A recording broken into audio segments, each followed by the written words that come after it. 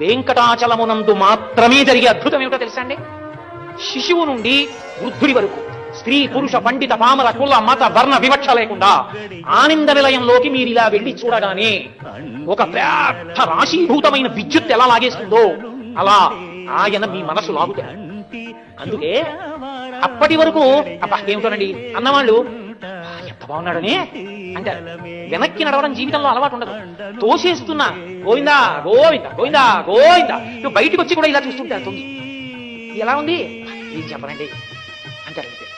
అంటే నువ్వు ఎంత ప్రయత్నం చేసినా మనసు నిలబడదు. ఓం శ్రీనివాసాయ నమః అంటుంది, ఇలా పువ్వేయి మనసు ఎక్కడిపోవచ్చు. అలా వెళ్ళిపోయే మనసు ఒక్క ఆనంద నిలయం దగ్గరికి వచ్చేటప్పటికి మాత్రం మీరు వెళ్ళమన్నా వెళ్లకుండా ఆయన మీదకి వెళ్తారు. అంటే మీ మనసు మీరు పెట్టడం కాదు, మీ మనసు పనులు ఆగుతాయి. మీరు అలా 2 క్షణాలు చూశారనుకోండి, ఆ 2 క్షణములు మీరు తపస్సు చేసి ఈశ్వర సాక్షాత్కారం పొందారని మీ జీవుడికి